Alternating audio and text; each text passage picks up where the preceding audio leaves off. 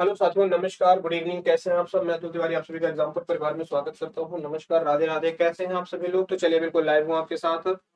और आइए क्लास को स्टार्ट कर रहे हैं। ठीक है, आइए क्लास को स्टार्ट कर रहे हैं। और सभी लोगों का एग्जाम्पल परिवार में स्वागत है भाई। राधे राधे, नमस्कार, गुड इवनिंग, शुभ संध्या। कैसे हैं आप सभी लोग? और उम्मीद करता हूँ कि आप लोग अच्छे होंगे। ठीक है, आपकी तैयारी बढ़िया चल रही होगी। तो जितने भी बच्चे हमारे पास लाइव हैं, देखो, सबसे पहले मैं आप लोगों को बता दूं कि देखिए, आप लोगों के एग्जाम्पल परिवार द्वारा यहाँ पर देख रहे हैं कि दिवाली के ढेर सारी बच्चों यहाँ पर ऑफर लाए गए हैं। जिसमें कि आप लोग यहाँ पर बीपीएससी का जो कौटिल्य बैच है, इसको आप ज्वाइन कर सकते हैं। इसकी जो अमाउंट है वो 1250 कर दिया गया। कैसे हैं आप सब? मैं कर दी गई है। साथ में अगर देखा जाए तो बीएसएससी सफलता बैच 199 का आप लोग लाइव भी जुड़ सकते हैं। 299 बच्चों दरोगा बैच, बिहार दरोगा बैच 299 कर दिया गया है। तो आप लोग यहाँ पे जुड़ सकते हो, अपने दोस्तों सभी को बता सकते हैं। और 9, 10 और 11 ये ऑफर 3 दिन रहेगा। ठीक है, तो 9, 10 और 11 ये 3 दिन ये ऑफर रहेगा। तो आप लोग यहाँ पे जुड़ सकते हैं। अपने दोस्तों को भी आप रिकमेंड करिएगा। ठीक है, अपने दोस्तों को भी आप बता सकते हैं। ठीक है, कि 9, 10 और 11 की 3 दिन ऑफर चल रहा है। रात को 11 तारीख को 12 बजे तक ऑफर होगा। आप लोग अपने ले सकते हैं, अपने दोस्तों को बताइएगा। एसएससी जीडी का जो है अर्जुन बैच है, आप यहाँ भी ले सकते हैं। यूपी पुलिस कांस्टेबल का क्या है, रणभूमि बैच है। आरबीएफ कांस्टेबल सुरक्षा बैच है। यूपीएसआई दरोगा बैच में की बात करें बच्चों, और आरपीएसआई सुरक्षा बैच पे। ठीक है, आप लोग उम्मीद करता हूं आपकी तैयारी बढ़िया चल रही होगी। कैसे हैं आप सभी लोग? पीसी से आपकी फीस यहाँ पे रखी गई है भाई। राधे राधे। और 75% दिवाली 75 कोड इस्तेमाल करिएगा। एग्जाम पर ऑफिशियल आवाज आ रही है, डाउनलोड करिएगा, अपने दोस्तों को बताइएगा, शेयर भी करिएगा। सबसे शेयर कर सकते हैं अपने दोस्तों के साथ यहाँ पे लाइव है। ठीक है, तो ऐसा देखिए जो फाउंडेशन बैच है, जो कि प्रीलिम और मेंस के लिए, जिसमें कि सीजीएल, यहाँ पर सीएसएफएल, एमटीएस सारे क्षेत्रों मिल जाएंगे, लाए गए हैं। एसएससी जीडी जो अर्जुन बैच है 399 का है, तो 299 का ले सकते हैं। एमटीएसआई अगर आप तैयारी करते हैं तो यहाँ पर आप सवाल ले सकते हैं। ठीक है, एमटीएसआई का जो विक्रमादित्य बैच है 400 करेगा, 70 का है। तो यहाँ पर ये तमाम सारे जो बैच 7, 8 और 9 है, आप 7, 8 और 9 तारीख को 3 दिन रिकमेंड कर सकते हैं। ठीक है, चलिए आइए 3 दिन में ऑफर है 7, 8 और 9 तारीख को स्टार्ट करते हैं और जानेंगे कि आज का हमारा पहला क्वेश्चन है। एसएससी जीडी के लिए देखो, सबसे अच्छा आज का आपका ये क्वेश्चन एसएससी जीडी किया गया 24 में भी आएगा, 25 में भी होगा। ठीक है, के द्वारा तो 2 साल 2024 और 2025 में किस सदी के द्वारा पेपर होगा, यहाँ पर 75% का डिस्काउंट है। तो इसमें कौन सा बच्चों पुरंदर की संधि हो जाएगा, पुरंदर की संधि SSC foundation plus mains batch 1665 में याद रखना पुरंदर की संधि होती है। साथ में इसमें अर्जुन बैच आपका जो कि 399 का है, तो आप किस का था। औरंगजेब का कांस्टेबल बैच 299 का है। औरंगजेब की बात करें तो याद रखना, औरंगजेब अगर बात की जाए तो यूपी पीसीएस, औरंगजेब का संजीवनी बैच है, आरो यारो मंथन बैच है बच्चों। आपका औरंगजेब के लक्ष्य बैच है, और प्रारंभ बैच है। तो ये कई सारे बैचेस हैं, ये सारे बहुत ही कम फीस देख सकते हैं। ठीक है, यहाँ पे देखा जाए तो जो छत्रपति शिवाजी का जन्म कब हुआ था, 1630 में। और ये छत्रपति शिवाजी की बात करें 9, 10 और 11 तारीख का जन्म 3 दिन चल रहा है। तो आप 11 नवंबर को 12 बजे तक क्वेश्चन ये पूछा जाता है कि बताओ भाई इनका जो जन्म हुआ था ये कहां पर बताइए आप लोगों को में हुआ था। ठीक है, यहाँ पर यूपीएसआई है, तो सिवनेर किला में, याद रखिएगा सिवनेर किला पर आरबीएसआई महाराष्ट्र में। ये बैचेस में सिवनेर दुर्ग साथ में बीपीएससी कोटिल्य बैच आपका बीएसएससी तो याद रखना छत्रपति का बैच है, और बीएसएससी और याद दरोगा बैच है। छापामारी ये तमाम शुरुआत करवाई इन्होंने आप लोगों के लिए, छापामार किए गए हैं। और ठीक है, सारे एप्लीकेशन छापामार है, युद्ध किसने लोग इनमें करवाया था, अपने दोस्तों को भी आप बता सकते हैं। ठीक है, शिवाजी ने। तो चलिए इन्हीं के साथ नौसेना अपनी क्लास को स्टार्ट करते हैं। याद रखिएगा नौसेना की शुरुआत का कोई पहली बार यहाँ पर आपको बच्चों याद रखना, नौसेना की शुरुआत कोई दिक्कत आती तो जो नेवी की शुरुआत है ये किसको माना जाता है, याद रखना। डाउट जो नौसेना के बच्चों पिता हुए या जनक किसे कहा जाता है, याद रखना। आपके छत्रपति शिवाजी महाराज को जानते हैं, किसको? छत्रपति शिवाजी महाराज को जाना जाता है। डलहौजी क्षेत्र या डलहौजी क्षेत्र में मुद्रा भवन का निर्माण किस वर्ष में किया गया था? छत्रपति शिवाजी मुद्रा भवन की बात करें, घोड़े का नाम जो मुद्रा भवन है डलहौजी क्षेत्र, इनके घोड़े का नाम क्या था,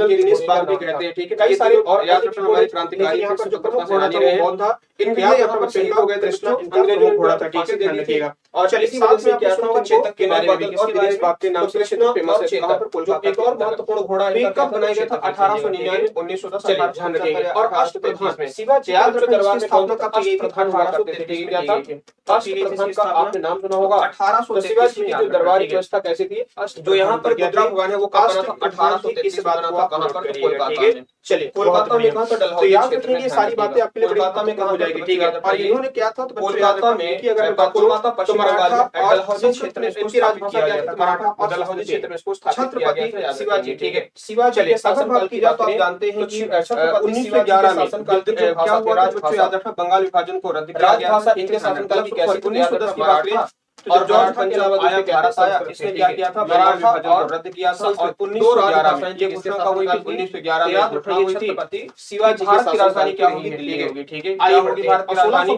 दिल्ली पुरंदर। और भारत की राजधानी दिल्ली बनी कब बना दिया गया, 1912 में।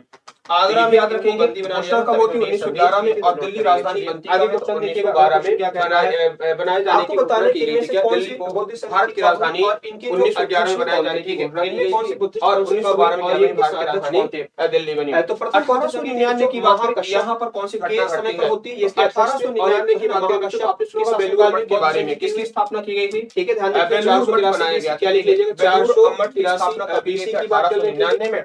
फिर दूसरा आ जाता है दूसरी बौद्ध संघ की बात करें तो स्वामी विवेकानंद जी ने रामकृष्ण मिशन की स्थापना की थी। राम की बात करें, कौन सी थर्ड बुद्धिस्ट काउंसिल थी जो रामकृष्ण मिशन की स्थापना किसने की थी, बीसी की बात करें 97 में स्वामी विवेकानंद जी ने की थी। किसने की थी, स्वामी विवेकानंद जी ने की थी। ठीक है, क्या एडी की बात कर ले, चलिए याद रखना। 1875 में कोरिलेशन म्यूजियम थी, तो ध्यान रखना बच्चों 1875 की बात करें तो इनमें से आपको क्या लगता है इसका आंसर क्या होना चाहिए। इंडियन म्यूजियम, इंडियन संग्रहालय, ये कहां पर बनाया गया था, कोलकाता में। इनमें से जो आपको बताना है कि इसका ये कहां पर बनाया गया, सॉरी जो अध्यक्ष ये है कौन, इंडियन जो संग्रहालय है ये कोलकाता में। आप बात करेंगे तो पहली बुद्धिस्ट काउंसिल राजगृह में, वेस्ट बंगाल में, राजगृह में होती है। कोलकाता वेस्ट बंगाल में क्या बनाया गया था, इंडियन म्यूजियम की स्थापना राजगृह में होती है। आजाद 1 अप्रैल 1935 को आप जानते हैं, आजाद शत्रु 1 अप्रैल 1935 में पहली बार आजाद शत्रु था। ठीक है, आजाद 1835 में क्या बना की बात कर ले। आरबीआई की स्थापना कोलकाता में की गई थी। विक्टोरिया मेमोरियल की काउंसिल की बात करें तो वैशाली, ध्यान रखिएगा विक्टोरिया मेमोरियल, ठीक है, या विक्टोरिया पैलेस की बात में। ठीक है, और विक्टोरिया पैलेस कालाशोक पर है, कर लेते हैं पैलेस कालाशोक कोलकाता में है। और ये कब बना था, 1900 में बनकर के तैयार हुआ। तो कालाशोक का शासनकाल पहले किसका था, कोलकाता के अंतर्गत आ जाता है।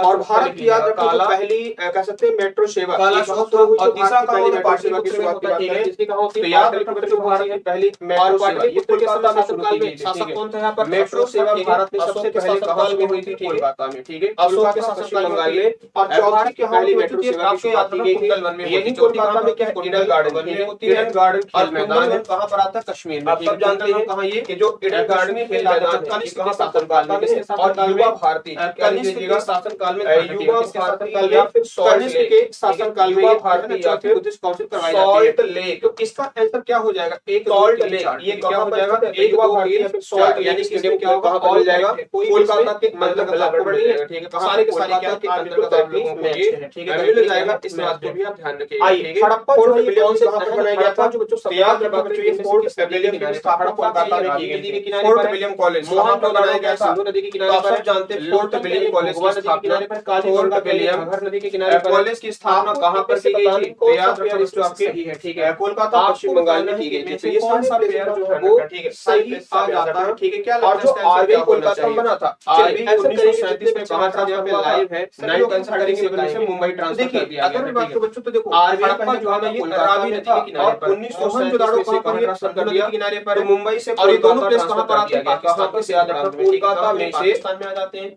कोलकाता वेस्ट बंगाल में से कहां पर भोगवा नदी थी, कोलकाता पश्चिम बंगाल में से ट्रांसफर कर दिया गया। लोथल जो है ये भोगवा नदी के किनारे पर, और भोगवा नदी कहां मिल जाएगी, तो गुजरात राज्य के अंतर्गत। ठीक है, जरा बताइए कि विक्टोरिया टर्मिनल जो स्टेशन है जिसे क्या नाम से जानते हैं, सरस्वती स्टेशन के नाम से जाना जाता है। ठीक है, सरस्वती नदी के नाम से जानते हैं। मुंबई का जो काली गंगा प्लेस है ये किस वर्ष में हुआ था, ठीक है, ये जो निर्माण आता है किस वर्ष में हुआ, याद रखना जो काली गंगा प्लेस सीएसटी कहते हैं। हरियाणा पहले से किस नाम से जानते थे, तो विक्टोरिया टर्मिनल, यानी पहले इसे वीटी के नाम से जानते हैं। ये चारों इसे सीएसटी के नाम से जानते हैं। सीएसटी यानी कि एक से अधिक चार, ये बिल्कुल क्या है, इसकी स्थापना किस काल में की गई थी, याद रखना बच्चों 1878 से 1888। ठीक है, एल्बर्ट 1878 से 1888 के दौरान कौन बनाया गया था, जो एल्बर्ट सीएसटी यानी कि जो देखा जाए तो चर्चा करेंगे इस पर टर्मिनस। और बताइए इसकी स्थापना कब की गई थी, इसे याद रखना ये 1888 से 1888 के बीच में। ठीक है, इसका संबंध और फ्रेडरिक विलियम किसने बनाया क्या, तो फ्रेडरिक, क्या एल्बर्ट बिल का फ्रेडरिक किससे है, आप लोग कमेंट करके बताएंगे। ठीक है, फ्रेडरिक विलियम के द्वारा किसका निर्माण किया गया, यहाँ पे लाइव है, इंजीनियर कौन सा भी लोग कमेंट करके बताएंगे। इंजीनियर एल्बर्ट बिल जिन्होंने कि इसका संबंध इनमें से किससे बनाया जाता है। ठीक है, सीएसटी एल्बर्ट बिल का संबंध इनमें बनाया था, इस बात को आ जाता है। ठीक है, आइए बढ़ते हैं 1913 से बताओ 1924 के बीच में क्या बना, तो गेटवे ऑफ इंडिया क्या बनाया गया। ये बच्चे हमारे साथ यहाँ पे लाइव है, सभी लोग कमेंट करके बताइएगा और क्या लगता है इसका आंसर क्या होना चाहिए। ठीक है, गेटवे ऑफ इंडिया जो विवाद है महाराष्ट्र में है, आप सब जानते हैं कि कहां पर है, मुंबई महाराष्ट्र में कौन सा गेटवे ऑफ इंडिया है, और गेटवे ऑफ इंडिया की बनने की शुरुआत कब होती है? क्या लगता है इसका आंसर? याद रखना, जो गेटवे ऑफ इंडिया है इसकी बनने की शुरुआत क्या लगता है इसका? 1913 से होती है और 1924 में कंप्लीट होता है। ये किस वायसराय के शासनकाल में पर? तो आपने पढ़ा होगा कि जॉर्ज पंचम वायसराय के शासनकाल में, जॉर्ज पंचम जिसने बंगाल विभाजन को रद्द किया था, तो ये जो एल्बर्ट बिल है ना, ये जॉर्ज पंचम के आने पर याद रखिएगा। यहाँ पर क्या बनवाया गया था?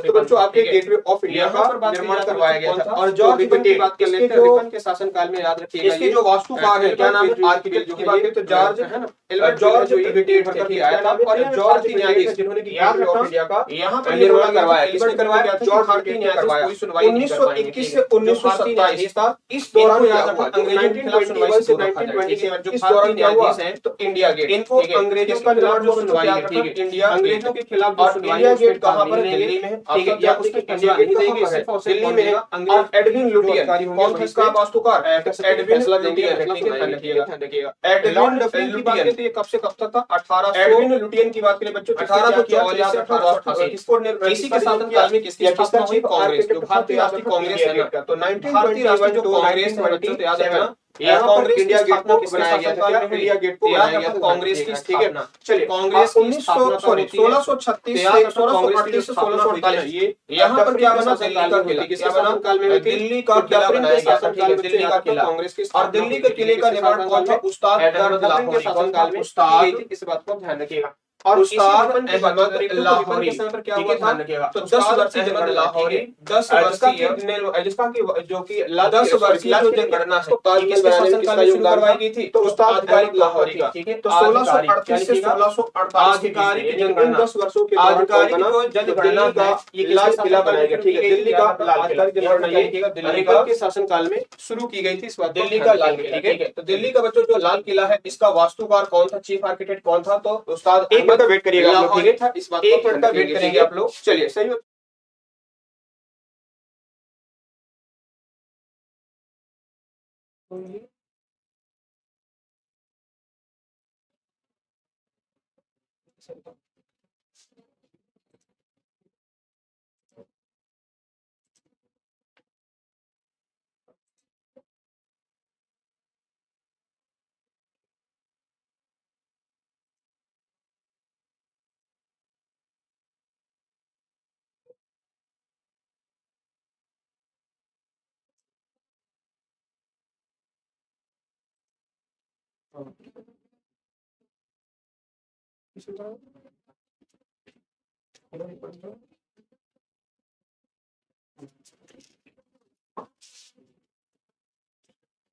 ओके, चलिए आइए बढ़ते हैं, ठीक है, आइए बढ़ते हैं, आगे देखते हैं। तो यहाँ पर ध्यान रखना, कांग्रेस की स्थापना कब होती? तो कांग्रेस की स्थापना याद रखना डफरिन के शासनकाल में होती है 1884 से, याद रखना, ठीक है, 1884 में यहाँ पर कांग्रेस के शासनकाल की स्थापना, कांग्रेस की स्थापना होती है दिसंबर में, ठीक है। कब होती है? 28 दिसंबर 1850 में की गई थी, ठीक है, 18 दिसंबर 1885 में। देखिए, स्थानीय स्वशासन 1882 की ही बात करें तो बच्चों रिपन के शासनकाल में, ठीक है, रिपन के शासनकाल में ही याद रखना, रिपन के शासनकाल में 1882 में क्या किया गया था? तो 1882 में रिपन के शासनकाल में स्थानीय स्वशासन, ठीक है, स्थानीय स्वशासन, ध्यान रखिएगा, स्थानीय स्वशासन की बात कही गई थी, ठीक है। किसकी बात कही गई? स्थानीय स्वशासन, यानी कि लोकल सेल्फ जो गवर्नेंस की बात करें कि जो पंचायती राज जो बाद में चलकर क्या बना, तो कानून बनता है पंचायती राज, तो वो भी कौन से कानून कब बनाया गया था? तो याद रखना, स्थानीय स्वशासन की बात कर ले तो ये है ना 1882 में, ठीक है। लोकल सेल्फ गवर्नेंस की बात कब की गई थी? याद रखना 1882 में। नॉर्थ ब्रुक की बात करें बच्चों 1872 से 76 का शासन किसका था? तो याद रखना नॉर्थ ब्रुक का था। और इस शासन का याद रखो कूका आंदोलन, पंजाब का कूका आंदोलन हुआ था, ठीक है। कूका आंदोलन ये कहां पर हुआ था? तो कूका आंदोलन बच्चों ये पंजाब में हुआ था, ठीक है। कूका आंदोलन ये कहां पर हुआ था? तो नोट करना, ये पंजाब का कूका आंदोलन, ध्यान रखिएगा, ठीक है। कूका आंदोलन कहां पर हुआ था? तो ये पंजाब का कूका आंदोलन, आप इससे ध्यान रखेंगे, ठीक है। चलिए, और दिल्ली दरबार का आयोजन कब किया गया था? तो दिल्ली दरबार का आयोजन बच्चों पहली बार डफरिन के शासनकाल में हुआ था, ठीक है। दिल्ली दरबार नोट करिएगा, दिल्ली दरबार का आयोजन, ठीक है, दिल्ली दरबार का आयोजन ये किसके शासनकाल में होता है? तो बच्चों याद रखना यहाँ पे डफरिन के समय पर, ठीक है, ध्यान रखिएगा, डफरिन के समय पर यहाँ पर क्या होता है? तो नोट करिएगा, ठीक है, एक मिनट, सॉरी, लिटन के शासन, डफरिन नहीं, लिटन के शासनकाल में, ठीक है। दिल्ली दरबार का आयोजन कब होता है? तो नोट करेंगे दिल्ली दरबार का आयोजन, ठीक है, दिल्ली दरबार का आयोजन दिल्ली दरबार का आयोजन ये किसके शासनकाल में होता? तो लॉर्ड लिटन के शासनकाल में होता। और लिटन का शासनकाल कब से कब तक था? तो याद रखना 1976 से 80, ठीक है। 1976 टू 80 याद रखना, सॉरी 1876 से 1880, 1876 से 1880 ये किसका शासनकाल था? तो ये लिटन का शासनकाल था। ध्यान रखना किसका? लिटन का शासनकाल था। तो याद रखना इसके शासनकाल में क्या हुआ? दिल्ली दरबार का आयोजन किया गया था, ठीक है। किसका? दिल्ली दरबार का आयोजन किया गया था। इस वर्ष को भी आप ध्यान रखेंगे। आइए, भारतीय राष्ट्रीय कांग्रेस का प्रथम सत्र की बैठक किसने कितने प्रतिनिधियों ने भाग लिया था? जब भारतीय राष्ट्रीय कांग्रेस की बैठक होती बच्चों, यानी कि जो इंडियन नेशनल कांग्रेस है, जब इसकी बैठक हुई थी तो पहली बार कितने प्रतिभागियों ने, मतलब कितने यहाँ पर प्रतिनिधियों ने भाग लिया था, ठीक है। कितने प्रतिनिधियों ने भाग लिया था जरा बताएंगे, ठीक है। कितने प्रतिनिधियों ने भाग लिया था, आइए जानते हैं। तो पहली बार बच्चों जो पहली बैठक हुई थी 1885 में, ध्यान रखना 1885 की बात करें, 28 दिसंबर, ठीक है, 28 दिसंबर 1885 में 72 प्रतिनिधियों ने भाग लिया था कांग्रेस के, है ना, कांग्रेस की प्रथम सत्र की बैठक में, ठीक है। ध्यान रखना कांग्रेस की प्रथम सत्र की बैठक में कब भाग लिया? तो 28 दिसंबर, याद रखना ये 1885 की घटना, मुंबई, कहाँ की बात है ये? मुंबई में इसकी स्थापना की गई थी। और भारतीय राष्ट्रीय कांग्रेस यानी कि इंडियन नेशनल कांग्रेस, इसकी स्थापना किसने की थी? ए ओ ह्यूम ने किया था। किसने? ए ओ ह्यूम ने इसकी स्थापना की थी। किसने किया था? ए ओ ह्यूम ने, याद रखो, भारतीय राष्ट्रीय कांग्रेस की स्थापना की थी। कांग्रेस की अगर बात करें तो पहला अध्यक्ष कौन था? 1885 में डब्ल्यू सी बैनर्जी, क्या नाम था? तो डब्ल्यू सी बैनर्जी, व्योमेश चंद्र बैनर्जी कौन थे? तो पहले अध्यक्ष थे, ठीक है। ध्यान रखना क्या नाम था इनका? व्योमेश चंद्र बैनर्जी, नोट करिएगा, व्योमेश चंद्र बैनर्जी, ठीक है। व्योमेश चंद्र बैनर्जी कौन थे? तो याद रखना ये कांग्रेस के पहले अध्यक्ष कौन थे? तो व्योमेश चंद्र बैनर्जी थे। और ये 1885 में बनाए गए। कब बनाए गए? 1885 में। 1886 की बात करें तो कौन था बच्चों? तो दादा भाई नौरोजी थे, ठीक है। ये कहाँ बनाए गए थे? ते मुंबई अधिवेशन में, ठीक है। डब्ल्यू सी बनर्जी कहाँ बने थे? तो याद रखना ये मुंबई अधिवेशन में बनाए गए थे। ये कहाँ बनाए गए थे? तो मुंबई अधिवेशन में, लिख लीजिएगा, मुंबई अधिवेशन में, मुंबई अधिवेशन में ये बनाए गए थे, ध्यान रखिएगा। फिर आ जाते हैं हमारे कौन? तो दादा भाई नौरोजी जी, ठीक है, दादा भाई नौरोजी। तो दादा भाई नौरोजी बच्चों ये कौन थे? दूसरे अध्यक्ष थे, ठीक है। दादा भाई नौरोजी क्या थे? ये दूसरे अध्यक्ष थे। और ये कोलकाता अधिवेशन में बनाएंगे। कहां पर? कोलकाता, कोलकाता अधिवेशन बनाएंगे पश्चिम बंगाल में, ठीक है। कब बनाएंगे? तो 1886 में। अगर बात करें 1887 में, ठीक है, 1887 की बात करें बच्चों, कांग्रेस का जो तीसरा सेशन कहां हुआ था? याद रखना मद्रास में। इसमें बदरुद्दीन तैयब जी कौन बने? तो बदरुद्दीन, बदरुद्दीन तैयब जी, ध्यान रखिएगा, बदरुद्दीन तैयब जी। ये कब बनाए गए? तो बदरुद्दीन तैयब जी की बात करें तो इन्होंने, इनको मद्रास अधिवेशन में अध्यक्ष बनाया गया। मद्रास यानी कि तमिलनाडु राज्य के अंतर्गत, ठीक है, मद्रास सेशन में। और 1888 में, याद रखो तो यहाँ पे जॉर्ज यूल कौन बनाया गया? जॉर्ज यूल की बात करें जो कि अंग्रेज था, ठीक है। जॉर्ज यूल की बात करें तो कौन था बच्चों? तो एक अंग्रेज था, ठीक है। और ये कब बनाया गया? तो 1888 के दौरान। और ये कहां पर? प्रयागराज सेशन में। कहां पर? प्रयागराज यानी कि इलाहाबाद, ठीक है। प्रयागराज अधिवेशन की बात करें यानी कि इलाहाबाद सेशन में, नोट करिएगा, प्रयागराज या फिर इलाहाबाद सेशन में कौन बनाया गया? तो याद रखना जॉर्ज यूल को, ठीक है। किसे? जॉर्ज यूल को 1988 में कांग्रेस का अध्यक्ष बनाया गया। और पहली भारतीय महिला अध्यक्ष कौन बनी? तो पहली, लिख लीजिएगा, पहली, ठीक है। क्या लिखेंगे? पहली भारतीय महिला अध्यक्ष, पहली, पहली भारतीय महिला अध्यक्ष, ठीक है। पहली भारतीय महिला अध्यक्ष ये कौन थी? तो पहली भारतीय महिला जो अध्यक्ष बनाई गई थी, इनका नाम क्या था? तो नोट करिएगा, पहली भारतीय महिला अध्यक्ष, ठीक है, क्या नाम था? तो याद रखना आपका सरोजिनी नायडू थी। क्या नाम था? कानपुर अधिवेशन में सरोजिनी नायडू कहाँ बनाई गई थी? कानपुर अधिवेशन में, ठीक है। ध्यान रखना कहाँ बनाई गई थी? सरोजिनी नायडू। क्या नाम था? सरोजिनी, सरोजिनी नायडू, ठीक है, सरोजिनी नायडू। और सरोजिनी नायडू बच्चों कहां पर बनी थी? कानपुर अधिवेशन में, ठीक है, 1925। ये घटना कब की है? तो 1925, ठीक है, लिख लीजिएगा, 1925 में कानपुर अधिवेशन पहली भारतीय महिला जो कांग्रेस की अध्यक्ष बनी, सरोजिनी नायडू। और याद रखना 1917 में कौन बना? तो पहली महिला, नोट करेंगे, पहली महिला जो कांग्रेस की अध्यक्ष बनी, तो पहली महिला अध्यक्ष, ठीक है, पहली महिला कांग्रेस अध्यक्ष, ठीक है, कांग्रेस की जो अध्यक्ष बनी, ठीक है, कांग्रेस की जो अध्यक्ष बनी पहली महिला, इनका नाम क्या था? तो पहली महिला जो अध्यक्ष कांग्रेस की बनाई गई थी, तो याद रखना आपका, ठीक है, क्या नाम था? तो याद रखना बच्चों आप लोग, है ना, पहली भारतीय जो, सॉरी, पहली भारतीय महिला जो पहली महिला अध्यक्ष बनाई गई थी, तो याद रखना आपका अरे यार नाम क्लिक नहीं हो रहा, ठीक है जरा बताइएगा आप लोग क्लियर है ना, जल्दी से बताइएगा जल्दी से, क्या नाम था? अरे पहली महिला जो कि कांग्रेस की अध्यक्ष बनाई गई थी, तो आप लोग बताना इसका आंसर क्या होगा, ठीक है कमेंट करके बताइएगा। अरे उनका नाम ही क्लिक है, बड़ा प्यारा सा नाम है यार, ठीक है बड़ा प्यारा सा नाम है। चलो कोई बात नहीं, क्लिक नहीं हो रहा, आप लोग बताइएगा, ठीक है आप लोग कमेंट के माध्यम से बताइएगा, ठीक है आप लोग कमेंट करके। एनी बेशट, ठीक है क्या नाम था? एनी बेशट नाम था, ठीक है याद रखना एनी बेशट, ठीक है एनी बेशट की बात करें बच्चों तो याद रखना एनी जो बेशट है ना, ये क्या बनी थी? कांग्रेस की पहली महिला अध्यक्ष बन रही, तो एनी बेशट को बनाया गया था। आइए चलते देखो नेक्स्ट क्वेश्चन की तरफ। हमारा नेक्स्ट क्वेश्चन कौन सा है? भारतीय राष्ट्रीय जो आंदोलन है, भारतीय राष्ट्रीय आंदोलन का शीर्ष गीत बना वंदे मातरम, ठीक है तो किस भारतीय राष्ट्रीय आंदोलन में, किस ऐसे आंदोलन में भारत का राष्ट्रीय गीत बनाया गया था वंदे मातरम को, ठीक है वंदे मातरम को किस भारतीय राष्ट्रीय एक आंदोलन के दौरान राष्ट्रीय गीत का दर्जा इसे मिला था, ठीक है बताओ भाई क्या लगता है, ठीक है और आपको पता होगा वंदे मातरम की रचना किसने की थी? तो आनंद मठ में, ठीक है याद रखना बच्चों आनंद मठ, बंकिम चंद्र चट्टोपाध्याय की जो द्वारा लिखी एक आनंद मठ, इनकी रचना क्या थी? आनंद मठ। और आनंद मठ किसने लिखा? बंकिम चंद्र है ना चट्टोपाध्याय, बंकिम चंद्र चट्टोपाध्याय, ठीक है चट्टोपाध्याय की बात करें तो चट्टोपाध्याय है ना, बंकिम चंद्र चट्टोपाध्याय जी की बात की तो जरा बताइएगा बंकिम चंद्र चट्टोपाध्याय ने किसमें किया था? तो बंकिम चंद्र चट्टोपाध्याय की बात करें तो इन्होंने बच्चों याद रखना आपके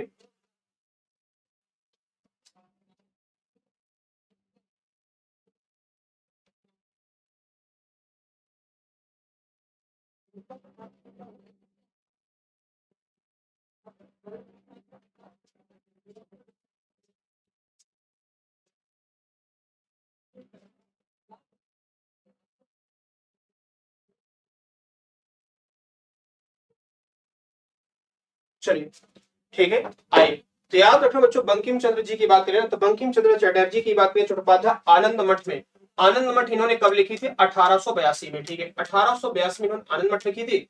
और वंदे मातरम क्या बना इनका? तो राष्ट्रीय गीत बना, ठीक है सॉरी शीर्ष गीत बना, राष्ट्रीय गीत बना।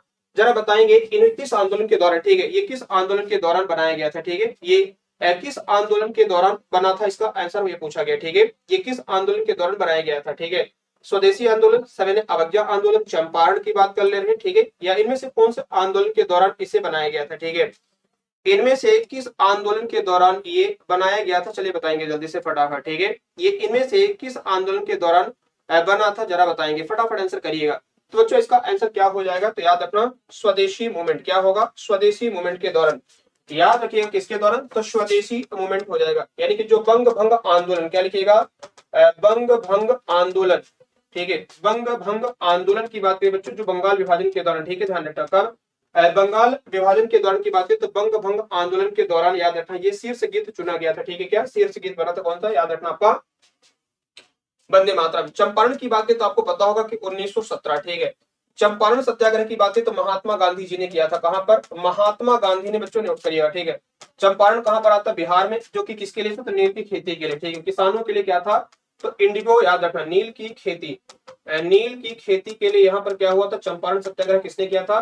तो महात्मा गांधी जी ने किया था, ठीक है किसने? महात्मा गांधी की बात करें तो नील की खेती, इसे हम तीन कठिया पद्धति भी कहते हैं, क्या बोलते हैं इसे? तीन तीन कठिया, क्या लिख लीजिएगा? तीन कठिया सिस्टम या तीन कठिया प्रथा, ध्यान रखिएगा तीन कठिया जो प्रथा है ये कहां पर? तो याद रखना तीन कठिया सिस्टम या नील की खेती के लिए क्या हुआ था? महात्मा गांधी जी ने 1917 में चंपारण सत्याग्रह का चंपारण सत्याग्रह किया था। सविनय अवज्ञा आंदोलन यानी कि क्या है? सिविल डिसोबीडियंस मूवमेंट, ये बच्चों कब हुआ? नमक कानून के लिए 1930 में, ठीक है नमक कानून कब हुआ था? तो नमक कानून तोड़ने के लिए नमक आंदोलन, सॉल्ट मूवमेंट, नमक आंदोलन महात्मा गांधी जी ने कब शुरू किया था? 1930 में। और 1930 में ही ध्यान रखना, ठीक है 1930 में ही बच्चों आपको पता होगा, ठीक है 1930 की ही बात करें तो 1930 में ही आपको पता होगा कि यहाँ पर क्या हुआ था? तो सविनय अवज्ञा आंदोलन हुआ था, ठीक है सविनय अवज्ञा आंदोलन हुआ था, इस बात को आप ध्यान रखना, ठीक है क्या हुआ था? सविनय अवज्ञा आंदोलन। और असहयोग आंदोलन, नॉन कोऑपरेशन मूवमेंट की बात है तो नॉन कोऑपरेशन मूवमेंट की बात करें तो कब? तो 1920 में, ठीक है नॉन कोऑपरेशन मूवमेंट की बात करें तो 1920 में non cooperation movement Mahatma Gandhi ji के द्वारा असहयोग आंदोलन की शुरुआत की गई थी, ठीक है चलिए तो स्वदेशी मूवमेंट के दौरान राष्ट्रीय जो भारतीय राष्ट्रीय आंदोलन का शीर्ष गीत कौन बना? तो वंदे मातरम, ये स्वदेशी आंदोलन या बंगभंग, ठीक है बंगाल विभाजन कब हुआ? 1905 में, ठीक है बंगाल विभाजन कब होता? तो 1905 में, ध्यान रखना बंगाल विभाजन किया गया था, ठीक है कब होता? बंगाल विभाजन बच्चों 5 में आप जानते हैं कि क्या हुआ था, स्वदेशी मूवमेंट चलाया गया था, यहाँ पर विदेशी वस्तुओं का बहिष्कार करना, ये तमाम सारी चीजें, ठीक है। चलिए आगे बढ़ते हैं। देखो हमारा नेक्स्ट क्वेश्चन क्या आता है, गोल्डन थ्रेशोल्ड नामक जो कविता संग्रह की रचयिता जो है इनमें से कौन है? गोल्डन थ्रेशोल्ड, ये जो गोल्डन थ्रेशोल्ड नामक जो कविता है इसके रचयिता कौन है? अरुणा आसफ अली है, एनी बेसेंट है, या सरोजिनी नायडू है, या विजय लक्ष्मी पंडित?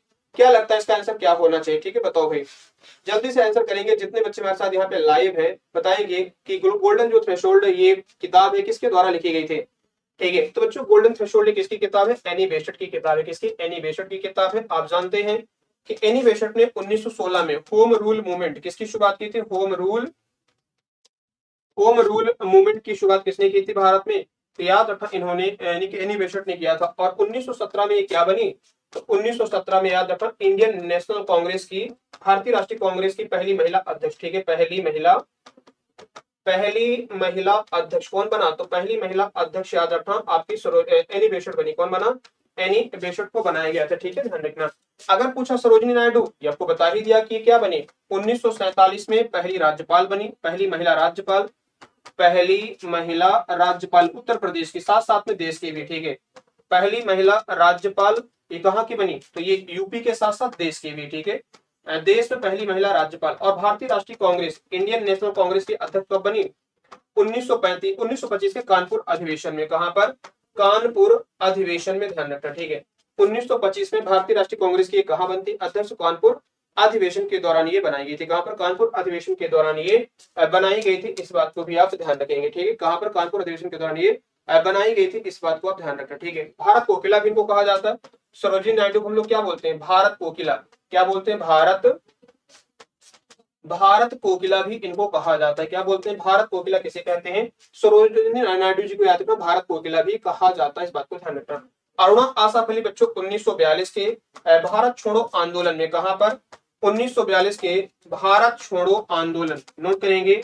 भारत छोड़ो आंदोलन की जो प्रमुख है कह सकते हैं महात्मा गांधी को गिरफ्तार करने के बाद उस आंदोलन को किसने आगे बढ़ाया था? अरुणा आसफ अली ने बढ़ाया था। ठीक है, किसने? अरुणा आसफ अली ने। और अरुणा आसफ अली जो है ये 1958 में दिल्ली की क्या बनी? महापौर बनी। ठीक है, 1958 में दिल्ली की महापौर। ठीक है, दिल्ली की महापौर कौन बनता है? तो याद रखना दिल्ली की महापौर ये अरुणा आसफ अली 1958 में बनी। कब बनी? 1958 में दिल्ली की ये महापौर बनती है, इस बात को भी ध्यान रखना। और विजया लक्ष्मी पंडित बच्चों ये संयुक्त राष्ट्र महासभा, यूनाइटेड नेशन जनरल असेंबली, इसकी क्या बनती है? तो महिला अध्यक्ष बनती है। ठीक है, याद रखना पहली महिला अध्यक्ष। क्या लिखिएगा? पहली महिला अध्यक्ष। पहली महिला अध्यक्ष कौन बना? तो याद रखना विजय लक्ष्मी पंडित जी बनती है।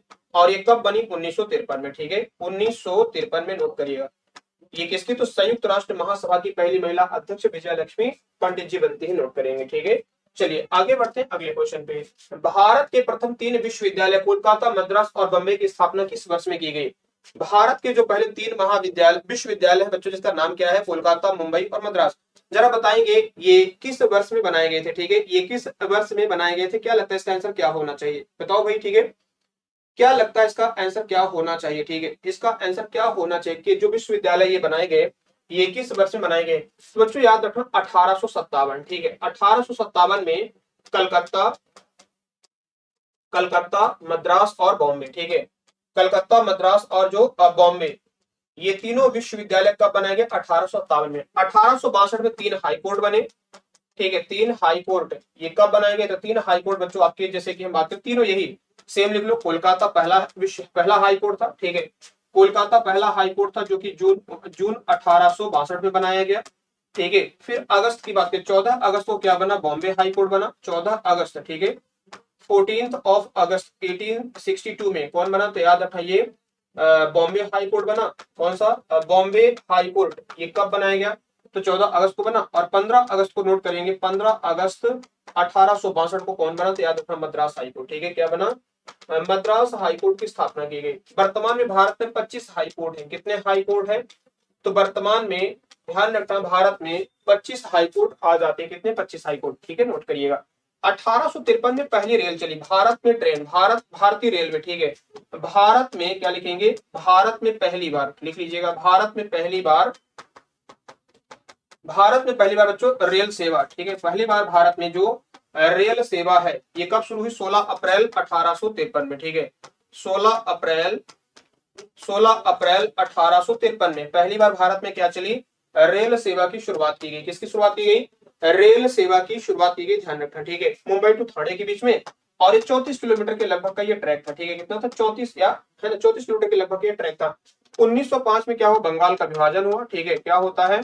बंगाल का विभाजन होता है, और बंगाल विभाजन के अलावा ध्यान रखना यहाँ पर रेलवे बोर्ड का गठन किया गया। 1905 में क्या हुआ? रेलवे बोर्ड का गठन किया गया। रेलवे बोर्ड का गठन लिख लीजिएगा, रेलवे बोर्ड का गठन। ये कब होता है? तो रेलवे बोर्ड का गठन होता है 1905 में, ठीक है। कब हुआ? 1905 में, याद रखिएगा, रेलवे बोर्ड का गठन किया गया था। इस बात को आप ध्यान रखना, ठीक है। चलिए, यहां तक सबने नोट कर लिया। उम्मीद करता हूं आप सबने नोट कर लिया होगा, ठीक है। आप उम्मीद करता हूं सब लोगों ने आपने नोट कर लिया होगा, ठीक है।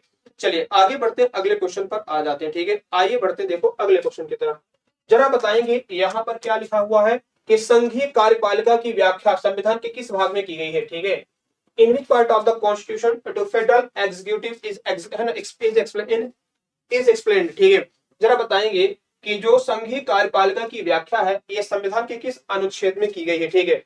संविधान है ना, संघीय कार्यपालिका की जो व्याख्या है बच्चों ये कहां पर की गई है? तो भाग 5 में, ठीक है। कहां पर की गई है? भाग 5 के अंतर्गत की गई है, ध्यान रखिएगा। कहां पर की गई है? भाग 5 में की गई है, नोट करेंगे, ठीक है। कहां पर की गई है? भाग 5 में संघीय कार्य, अच्छा ठीक है। संघीय कार्यपालिका की जो व्याख्या है ये भाग 5 के अंतर्गत ये की गई है, इस बात को आप ध्यान रखेंगे, ठीक है। कहां पर की गई? भाग 5 के अंतर्गत, ध्यान रखना, इसको व्याख्या की गई है। फर्स्ट में क्या है? तो आप जानते हैं कि हमारे भाग 1 की बात की संघ और, है ना, अगर बात की जाए किसके बारे में तो याद रखिएगा भाग 1, ठीक है। भाग 1 की बात कर लेते हैं। तो भाग 1 में किसके बारे में बताया? संघ एवं क्षेत्र। क्या बताया गया? संघ एवं राज्य क्षेत्र, ठीक है। संघ एवं क्षेत्र कहां पर है? इसके ये भाग 1 में बताया गया है। भाग 2 में क्या है? नागरिकता है, ठीक है। भाग 2 में क्या है? नागरिकता यानी कि सिटीजनशिप है। भाग 3 में क्या? फंडामेंटल राइट्स आ जाते हैं। चौथे में क्या है? डीपीएसपी। क्या है? तो डीपीएसपी बच्चों ये कहां पर? तो चौथे भाग में क्या है? तो डीपीएसपी आ जाता है, ठीक है, ध्यान रखना। भाग 4 ए में क्या है? तो भाग लिख लीजिएगा, भाग 4 ए में, ठीक है। भाग 4 ए की बात कर लेते हैं तो इसमें क्या है? तो आपका फंडामेंटल ड्यूटीज है। क्या? फंडामेंटल ड्यूटीज आ जाता है, ठीक है। और भाग 1 में के संघ एवं राज्य क्षेत्र आ जाता है, ठीक है। संघ एवं राज्य क्षेत्र आ जाता है, ठीक है। संघ एवं संबंधित क्षेत्र, राज्य क्षेत्र संबंधित आ जाता है, ये सारी चीजें। तो भाग 5 में कार्यपालिका की, संघीय कार्यपालिका की व्याख्या कहां पर की गई? तो भाग 5 के अंतर्गत की गई। कहां पर? भाग 5 के अंतर्गत इसकी व्याख्या की गई है। आइए चलते हैं, देखो नेक्स्ट पे। भारतीय संविधान के किस अनुच्छेद के अंतर्गत भाषण एवं अभिव्यक्ति की स्वतंत्रता के अधिकार की गारंटी दी गई है? मतलब किसी को कुछ भी बोल दो, है ना। आज से नीतीश कुमार की कुछ बोल दिए, अभी आपने देखा होगा नीतीश कुमार ने क्या बोल दिया, बहुत बड़ा लंबा चौड़ा स्पीच दे दिया, सुना होगा आप लोगों ने, ठीक है। उसी तरीके से कोई भी कुछ भी बोलता रहता है, कुछ भी कहता रहता है, ठीक है। कोई कुछ भी कहता रहता है। तो आजकल तो देखो कुछ भी किसी को बोलना अलग है, ठीक है। किसी को पप्पू कह दो, किसी को चोर कह दो, किसी को कुछ भी उचक्का बोल दो, गाली दे दो, कुछ भी कह दो। इसे लोग क्या बोलते हैं? इसको अधिकार दे दिया, हमारे मौलिक है कर्तव्य, ये सॉरी क्या, फंडामेंटल राइट्स हो गए हमारे, ठीक है। तो ये freedom of speech and expression है। ये गारंटी कौन सा संविधान का अनुच्छेद देता है, ठीक है। ये गारंटी कौन सा संविधान का अनुच्छेद देता है? आप मुझे भी गाली दे सकते हो, दो चार लोग मुझे भी बोलते गाली देते हैं, दो चार क्या, सब लोग गाली दे सकते हैं, ठीक है। तो सारे अधिकार जो कहाँ मिले हैं? तो याद रखना बच्चों, आपके आर्टिकल 19 में, ठीक है। अभिव्यक्ति की जो आजादी है सब कहाँ है? तो आर्टिकल 19 के अंतर्गत हो जाता है, ठीक है। आर्टिकल 19 1 ए में, ठीक है। आर्टिकल 19 1 ए में कहा क्या आ जाता है? तो याद रखो अभिव्यक्ति और स्वतंत्रता की, भाषण और स्वतंत्रता की आजादी आ जाती है, ठीक है। आर्टिकल 24 में क्या है? तो यहाँ पर याद रखना 14 साल के बच्चे, 14 वर्ष, ठीक है। 14 वर्ष के बच्चे, 14 वर्ष के बच्चे को क्या करना? 14 वर्ष के बच्चे को, है ना, याद रखो किसी भी घर में, या बाल श्रम, किसके बारे में बात की? बाल श्रम। तो जो बाल श्रमिक की बात है, यानी कि बाल श्रम, चाइल्ड लेबर की बात है, तो उसको रोकना, ठीक है। कि किसी भी घर में कहीं पर भी चाइल्ड लेबर के जो है ना प्रोहिबिटेड है, कितना? अनुच्छेद 24 के अंतर्गत। कहां पर? अनुच्छेद 24 के अंतर्गत। आर्टिकल 20 में क्या है? राइट टू, है ना, right to choose life partner, right to choose life partner. क्या लिखेंगे? Right to choose life partner, ठीक है, ध्यान रखना कि यहाँ पर जीवन साथी चुनने का अधिकार किस पर है? तो जीवन साथी, ध्यान रखना, जीवन साथी चुनने का जो अधिकार, जीवन साथी चुनने का जो अधिकार है बच्चों, ये कौन सा आर्टिकल के अंतर्गत आ जाता है? तो जीवन साथी चुनने का जो अधिकार है, ठीक है। जैसे प्राण और दैहिक स्वतंत्रता, क्या लिख लीजिएगा? प्राण एवं दैहिक स्वतंत्रता लिख लीजिएगा, प्राण एवं दैहिक स्वतंत्रता। ये किस पर आ जाता है? स्वतंत्रता, ठीक है, स्वतंत्रता, ये आर्टिकल 21 के अंतर्गत ही आ जाता है, ठीक है, ध्यान रखिएगा। तो ये तमाम सारे क्वेश्चन आप ध्यान रखना, ठीक है। और आर्टिकल 20 में क्या, एक गुनाह के लिए सिर्फ एक बार सजा मिलेगी, ठीक है। अगर आप कोई क्राइम करते हैं, जैसे मान लीजिए आप 10 मर्डर कर दिए, तो 10 मर्डर का अलग अलग आपको सजा नहीं मिलेगी, एक गुनाह की सिर्फ एक सजा होगी, ठीक है, एक गुनाह की क्या होगी, एक गुनाह की सिर्फ एक सजा होगी, ठीक है, ध्यान रखिएगा। चलिए, तो याद रखना ये तमाम सारी चीजें आप लोग ध्यान रखना, ठीक है, ये तमाम सारी चीजें आप लोग ध्यान रखना, ठीक है। आगे बढ़ जाए, यहां तक सबने नोट कर लिया। और देखिए, आगे बढ़ने से पहले मैं फिर से एक बार आप लोगों को बताना चाहूंगा, जितने बच्चे हमारे साथ यहाँ पे लाइव है, कि देखो भाई, अभी दिवाली का ऑफर चल रहा है, ठीक है, दिवाली ऑफर लाया गया, आप लोग हमारे दिवाली ऑफर का बेनिफिट ले सकते हैं, ठीक है। आप लोग इस दिवाली ऑफर का बेनिफिट ले सकते हैं, ठीक है। जैसे कि हम बात कर ले तो यहाँ पर आपका बीपीएससी कौटिल्य बैच है, 1249 रुपए का, 9, 10 और 11 तारीख को ये रहेगा, अवेलेबल है, 3 दिन ये ऑफर रहेगा, आप 12 बजे तक ले सकते हैं, 11 नवंबर को। और बीएसएससी 2023 सफलता बैच 199 रुपए का, आप इसे भी ले सकते हैं, ठीक है। और 75% का डिस्काउंट यहाँ भी चल रहा है। बीपीएसएससी बिहार दरोगा बैच है, 299 रुपए का। ये सभी ऑफर आप लोगों के लिए है, तो आप लोग यहाँ पे ले सकते हैं। साथ में एसएससी जीडी बच्चों अर्जुन बैच है आपका 399 का, और यूपी पुलिस कांस्टेबल रणभूमि बैच है 649 रुपए का, सुरक्षा बैच कांस्टेबल का 449 रुपए का, यूपीएसआई दरोगा फैक्ट्री बैच है 749 रुपए का, और आरपीएफएसआई सुरक्षा बैच है 499 रुपए का। तो ये सभी बैचेस आप लोगों के लिए है। दिवाली 75 कोड इस्तेमाल करिएगा, 75% का डिस्काउंट मिलेगा, और इसमें है ना, ये 3 दिन 9, 10 और 11 3 दिनों के लिए रहेगा। एसएससी जीडी जो अर्जुन बैच है, सभी देखो आपके सामने लिखे हुए, सारी फीस यहाँ पे लिखी गई है, तो आप लोग जुड़ सकते हैं। और एमपी की जो बच्चों एग्जाम देना चाह रहे हैं, एमपीएसआई विक्रमादित्य बैच है, ये जो कि 499 रुपए का है, आप लोग यहाँ पे जुड़ सकते हैं और अपने दोस्तों को बताइएगा। और ये ऑफर मात्र है ना 9, 10 और 11 3 दिन के लिए रहेगा, ठीक है, 9, 10 और 11 ध्यान रखिएगा, 9, 10 और 11 3 दिन के लिए ऑफर है। आप लोग इसका बेनिफिट ले सकते हैं और अपने दोस्तों को भी आप रेकमेंड कर सकते हैं, ठीक है, अपने दोस्तों को भी आप लोग रेकमेंड कर सकते हैं, इस बात को आप ध्यान रखेंगे, ठीक है। चलो भाई, अगले क्वेश्चन पर आ जाते हैं। देखो नेक्स्ट क्वेश्चन हमारा कौन कहता है, ठीक है, क्या कहता है। नेक्स्ट क्वेश्चन की बात करें बच्चों, तुम्हारा नेक्स्ट क्वेश्चन कौन सा आ जाता है। नेक्स्ट क्वेश्चन की बात कर लेते, तो यहाँ पर हमारा है वित्त क्या है, किस आयोग की अनुशंसा के आधार पर पंजाब पुनर्गठन अधिनियम, ठीक है, पंजाब पुनर्गठन अधिनियम द्वारा पंजाब और हरियाणा राज्य गठित किए गए, ठीक है। इनमें से कौन सी आयोग की रिकमेंडेशन पर, ठीक है, किस आयोग, कौन सा यहाँ पर आयोग बनाया गया था जिसके रिकमेंडेशन पर पंजाब पुनर्अधिनियम बनाया गया था, ठीक है, पंजाब पुनर्गठन अधिनियम को गठित किया गया था, जरा बताएंगे इनमें से कौन सा हो जाएगा, ठीक है, इनमें से बच्चों कौन सा ऐसा आयोग है जिसके आधार पर पंजाब पुनः, ठीक है, तो याद रखना जेसी शाह, कौन सा होगा, जेसी शाह आयोग, ध्यान रखना जेसी शाह। और जेसी शाह आयोग के आधार पर बच्चों याद रखना 1966 की बात करें, ठीक है, 1966 की बात कर लेते तो याद रखना, ठीक है, कब की बात है ये, नवंबर 1966, 1 नवंबर 1966 को। देखो हरियाणा जो हिंदी भाषी थे उनके लिए, हरियाणा के लिए क्या था, तो हरियाणा बना बच्चों हिंदी भाषियों के लिए, ठीक है, हरियाणा किसके लिए बना, तो हरियाणा ये हिंदी भाषियों के लिए बनाया गया, और पंजाब जो पंजाबी थे, ठीक है, जो पंजाबी बोलते थे, ठीक है, जो पंजाब बना ना, ये किसके लिए बना, तो पंजाबी जो भाषा बोलते थे इनके लिए पंजाब राज्य का गठन किया गया। तो ये कब बना, जेसी शाह समिति के आयन, जेसी शाह कमीशन के आधार पर 1966 में क्या बना, हरियाणा और पंजाब को बनाया गया, ठीक है, इस बात को आप याद रखेंगे, ठीक है। महाजन की बात करें बच्चों, जो महाजन कमीशन था, ठीक है, महाजन कमीशन की बात करें तो आपातकाल, इनके शासनकाल में क्या लगा था, तो आपातकाल लगाया गया था 1977 में, ठीक है, आपातकाल के दौरान याद रखना 1977। और इन्होंने इंदिरा गांधी का जो निर्वाचन था वो शून्य घोषित कर दिया था, ठीक है। महाजन जो आयोग था याद रखना, इनकी अनुशंसा पर क्या था, तो याद रखना इंदिरा गांधी का निर्वाचन शून्य कर दिया गया था, और 1977 में ही इंदिरा गांधी ने क्या किया था, तो बच्चों इसी है ना, याद रखना इसी शासन, इनके शासनकाल में ही क्या था, इंदिरा गांधी ने आपातकाल की घोषणा की थी, किसकी आपातकाल की घोषणा की थी, इस बात को ध्यान रखें। एस के धर जो आयोग, ठीक है, यहाँ पर एक्स के धर, ठीक है, जो एस के धर आयोग था ये कब बनाया गया था, तो एस के धर बच्चों इस समिति का गठन, एस के धर जो आयोग है इसका गठन किया गया था 1948 में। किस लिए बनाया गया था, क्या भाषा के आधार पर राज्यों का गठन किया जा सकता है, ठीक है, राज्य पुनर्गठन, क्या लिख लीजिएगा, राज्य पुनर्गठन, सॉरी राज्य गठन की बात की गई थी, किसकी, राज्य गठन की बात की गई थी, क्या राज्य जो है इनको गठित किया जाएगा, भाषा के आधार पर क्या किया जा सकता है। और ये एस के धर कमेटी बनाई गई थी, क्या था, एस के धर कमेटी ने बनाई थी, तो इन्होंने मना कर दिया था कि नहीं, ये भाषा के आधार पर राज्य गठित नहीं किया जा सकते हैं, प्रशासनिक आधार पर इनकी रिकमेंडेशन क्या थी, कि प्रशासनिक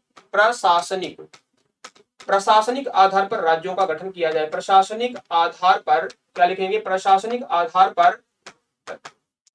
आधार पर राज्यों का गठन किया जाए, ये इनकी रिकमेंडेशन थी, ठीक है। इसके बाद फिर जेबीपी समिति कौन बनी, जेबीपी समिति बनी, जिसके अध्यक्ष कौन थे, है ना 3 सदस्य थी, जवाहरलाल नेहरू, वल्लभ भाई पटेल और पट्टाभी सिद्धरमैया। इन्होंने भी यही बोला। फिर फजल अली कमेटी बनाई गई, क्या बनी, तो फजल अली बच्चों कमेटी बनी थी, फजल अली आयोग बना था 1953 में, ठीक है। फजल अली आयोग या राज्य पुनर्गठन आयोग भी इसे कहते हैं।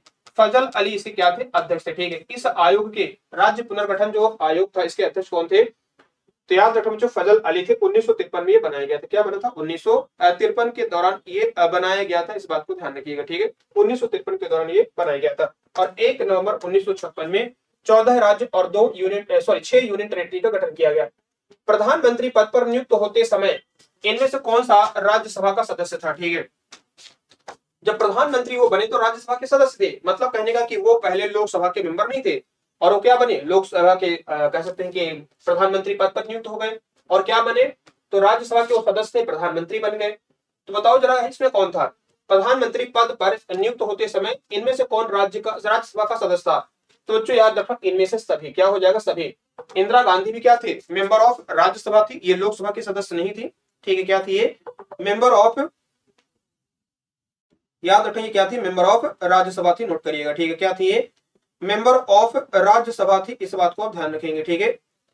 मेंबर ऑफ राज्यसभा थी, इस बात को ध्यान रखेंगे, ठीक है। क्या हो जाएगा, मेंबर ऑफ राज्यसभा। तो यहाँ पर कौन हो जाएगा बच्चों, सभी के सभी नोट करिएगा, ठीक है। इंदिरा गांधी कब, तो 1966 में इंदिरा गांधी, ध्यान रखिएगा, है ना। जो मनमोहन सिंह जी की बात है, तो मनमोहन सिंह जी कब बने, 2004-5 की बात करें, ठीक है। 2004-5 में कौन बना मनमोहन सिंह, ठीक है।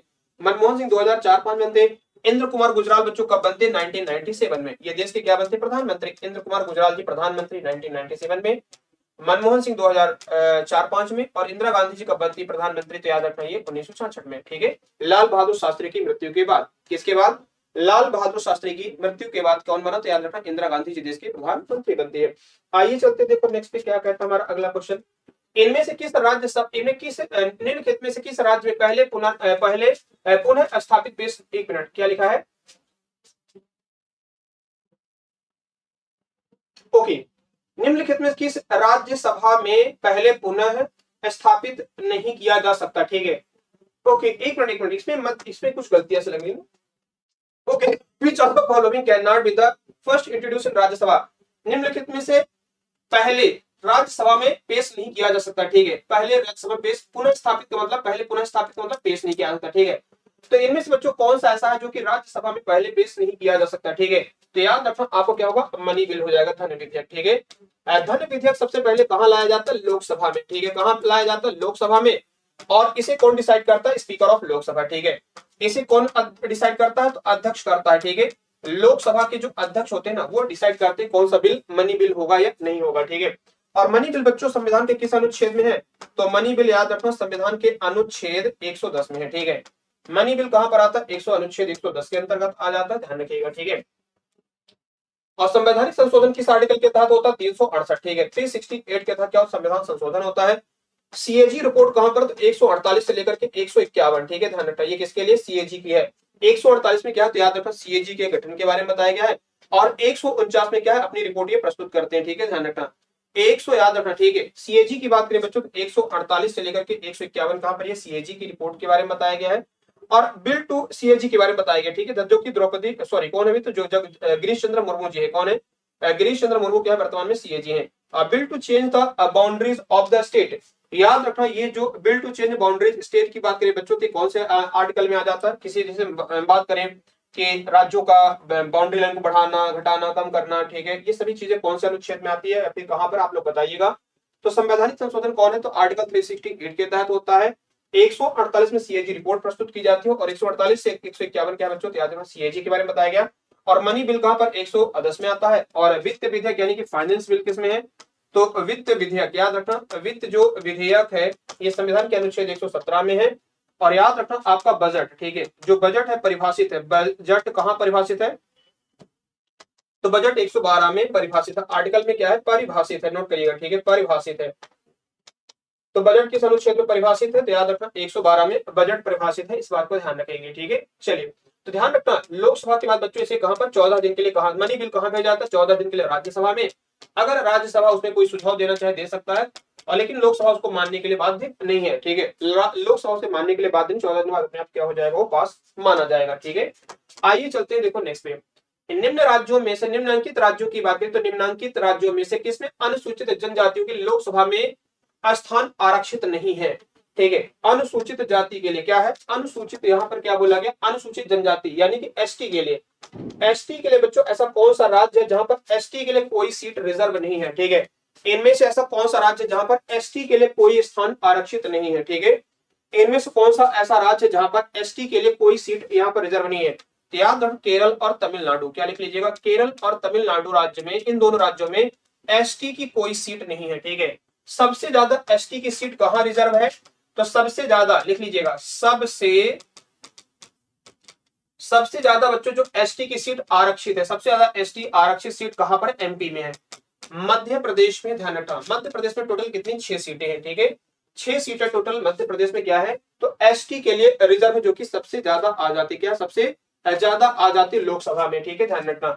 और एससी की बच्चों सर्वाधिक कहां पर है, यूपी में 17। ठीक है, एससी की कहां सर्वाधिक, 17 में, कहां पर, उत्तर प्रदेश के अंतर्गत आ जाती है। ठीक है, कहां पर, उत्तर प्रदेश के अंदर आ जाती है, जो कि 17 है, जो कि सबसे ज्यादा आ जाती है। ठीक है, अगर मैं बात करूं तो याद रखिएगा टोटल लोकसभा की बात की तो एसटी के लिए कितनी सीटें हैं और एससी के लिए कितनी सीटें, कौन बताना चाहेगा।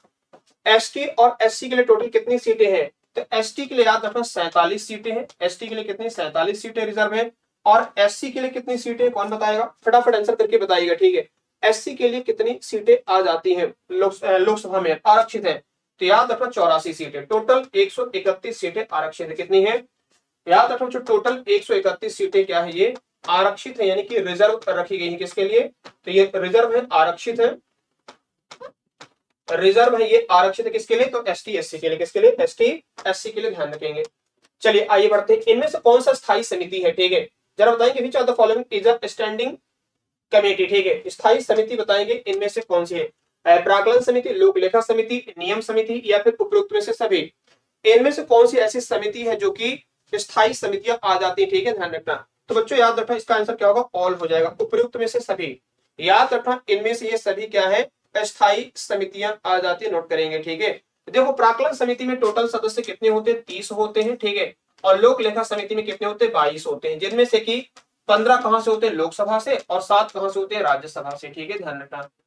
किसमें, तो प्राक्कलन लोक लेखा समिति और public account committee. Public account committee का अध्यक्ष कौन है वर्तमान में, आप लोग कमेंट करके बताएंगे। ठीक है, पब्लिक अकाउंट कमेटी पीएससी का जो अध्यक्ष है ना, लोक लेखा समिति का वर्तमान में अध्यक्ष कौन है, आप लोग बताएंगे। ठीक है, ध्यान रखिएगा। और जो प्राक्कलन समिति है ना, प्राक्कलन समिति में सभी सदस्य कहां से होते हैं, याद रखो, जो लोकसभा से। और टोटल कितनी समितियां होती है लोकसभा में, 24 समितियां होती है। ध्यान रखें, कितनी समितियां हैं, 24 समितियां हैं, ध्यान रखिएगा। कितनी समितियां हैं, तो टोटल 24 समितियां है, ध्यान रखना। ठीक है, टोटल कितनी है, 24 समितियां यहाँ पर है लोकसभा के अंदर। ठीक है, लोकसभा के अंदर टोटल 24 समितियां हैं।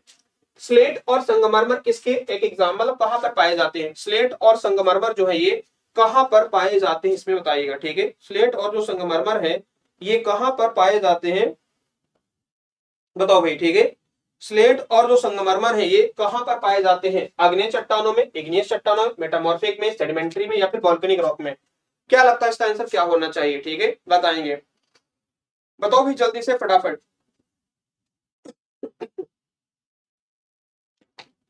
ठीक है, ये कहां पर पाए जाते हैं, इसका आंसर क्या होगा, तो बच्चों कायांतरित चट्टान हो जाएगा। क्या होगा, कायांतरित, यानी कि मेटामॉर्फिक रॉक्स हो जाएगा। क्या होगा, मेटामॉर्फिक रॉक हो जाएगा, ध्यान रखिएगा। ठीक है, और ज्वालामुखी क्या है, तो ज्वालामुखी की बात करें बच्चों, तो यहाँ पर आपने सुना होगा किसके बारे में, तो ये आपको पता होगा अग्नेय। ठीक है, वोल्केनिक रॉक्स की बात करें तो अग्नेय चट्टान है, यहाँ से क्या है, तो अग्नेय चट्टानों के बारे में सुना होगा। ठीक है, अग्नेय चट्टान, सॉरी, अग्नि चट्टान, वॉल्केन तो है ही। देखो जो वॉल्कन है, वॉल्केनिक की बात करें बच्चों, तो वॉल्केनिक रॉक की बात करें तो आप जानते हैं मैग्मा, पिघला हुआ जो मैग्मा होता है जब बाहर निकलता है हम क्या बोलते हैं, लावा। ठीक है, ज्वालामुखी उद्गार के रूप में जो बाहर निकलता है हम क्या बोलते हैं, लावा कहते हैं। ठीक है, मैग्मा पृथ्वी के अंदर होगा, अब पृथ्वी के अंदर जो है मैग्मा होगा, पृथ्वी के बाहर निकल गया तो क्या कहलाया, लावा कहलाया। क्या कहलाया, वो लावा कहलाता है, इस बात को ध्यान रखना। बेसाल्ट और ग्रेनाइट, अग्नि चट्टाने कौन है, तो बेसाल्ट और ग्रेनाइट, क्या लिखिएगा, बेसाल्ट, बेसाल्ट और ग्रेनाइट, ये क्या है, तो बेसाल्ट बच्चों और जो ग्रेनाइट है ना, बेसाल्ट और ग्रेनाइट ये क्या, अग्नेय चट्टाने हो जाती, क्या है, अग्नेय चट्टाने हो जाती, ध्यान रखिएगा। ठीक है, और चूना पत्थर, सेडिमेंट्री रॉक में क्या है, अवसादी चट्टानों में क्या है, चूना पत्थर, लिख लीजिएगा, चूना पत्थर ये कौन सा है, तो चूना पत्थर बच्चों आपकी अवसादी चट्टान है। चूना पत्थर कौन होगा, और बलुआ पत्थर, ये क्या है, अवसादी चट्टान हो जाएगा। क्या लिख लीजिएगा, चूना पत्थर और बलुआ पत्थर, ये क्या हो जाएगा, ठीक है। चूना पत्थर और बलुआ पत्थर क्या हो जाएगा, तो चूना और बलुआ पत्थर, ठीक है, चूना और बलुआ पत्थर क्या होगा, ये अवसादी चट्टान हो जाएगा। क्या होगा, अवसादी चट्टान हो जाएगा। आइए बढ़ते हैं नेक्स्ट क्वेश्चन की तरफ। देखो हमारा क्या है, ऑस्ट्रेलिया महाद्वीप से होकर कौन सी अक्षांश रेखा गुजरती है, इनमें से कौन सी अक्षांश रेखा, आर्कटिक रेखा यानी कि ओके अंटार्कटिक रेखा, इक्वेटर, ट्रॉपिक ऑफ कैप्रिकॉर्न या ट्रॉपिक ऑफ कैंसर, इनमें से ऑस्ट्रेलिया महाद्वीप से कौन गुजरती है, जरा बताएंगे। ठीक है, इनमें ऑस्ट्रेलिया जो महाद्वीप है इनमें से कौन सी रेखा गुजरती है, जरा बताएंगे, क्या लगता है।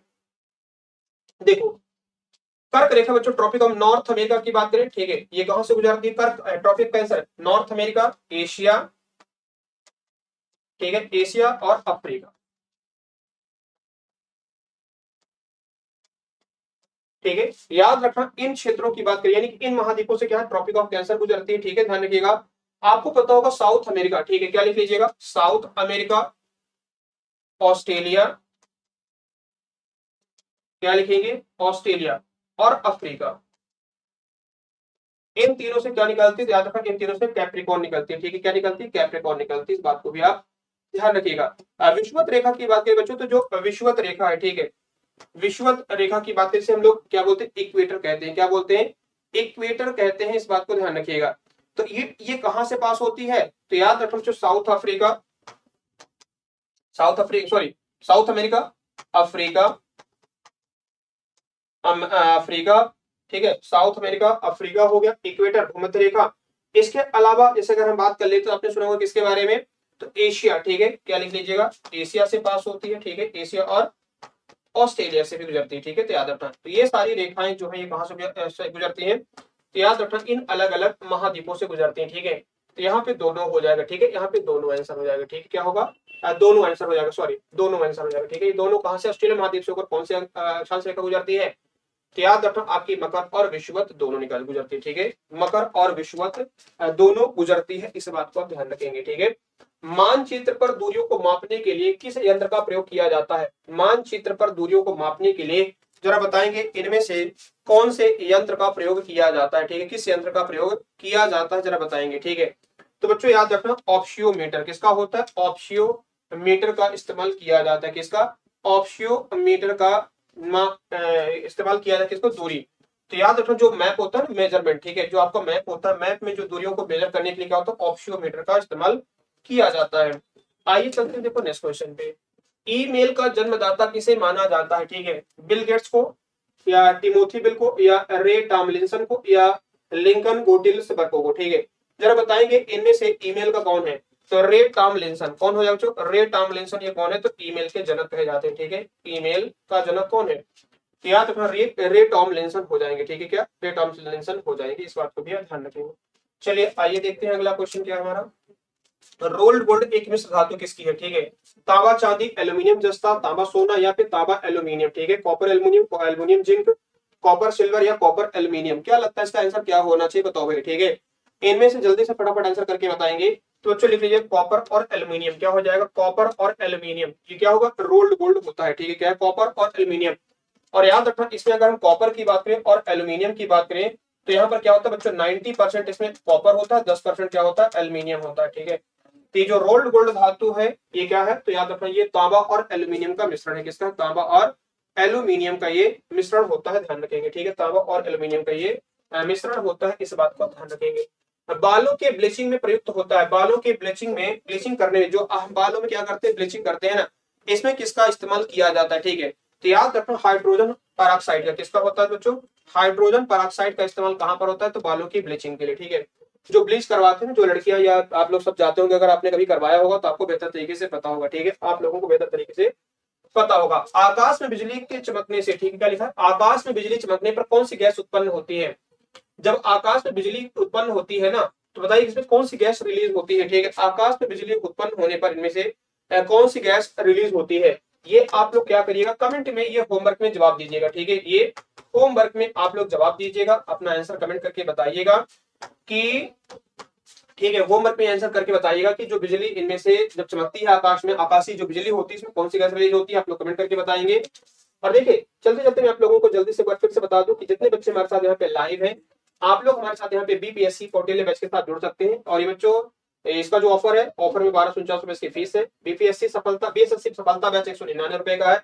बिहार दरोगा बैच 299 रुपए का है। आप लोग ले सकते हैं, अपने दोस्तों को रिकमेंड कर सकते हैं। 9, 10 और 11 3 दिन तक ये ऑफर रहेगा, ठीक है। तो 75% डिस्काउंट है। दिवाली 75 कोड का इस्तेमाल करिएगा और इसमें जुड़ सकते हैं आप लोग, ठीक है। इसके अलावा एसएससी जीडी का अर्जुन बैच है 399 रुपए का। यूपी पुलिस कांस्टेबल का रणभूमि बैच है 649 का है। आरपीएफ कांस्टेबल सुरक्षा बैच है 449 रुपए का। यूपीएसआई दरोगा बैच है 749 रुपए का। आरपीएफ एसआई सुरक्षा बैच है 499 रुपए का। तो दिवाली 75 कोड इस्तेमाल करेंगे, 75% यहाँ पे डिस्काउंट मिल जाएगा। और आप लोग अपने दोस्तों को भी रिकमेंड जरूर करिएगा। स्क्रीनशॉट लेकर के आप शेयर कर सकते हैं अपने सोशल मीडिया प्लेटफॉर्म पे, ठीक है। कि याद रखना, ये एसएससी का आपका फाउंडेशन बैच है जिसमें प्रीलिम और मेंस दोनों की तैयारी करवाई जाएगी। सीजीएल सीपीओ सीएचएल एमटीएस का आपका 649 रुपए का।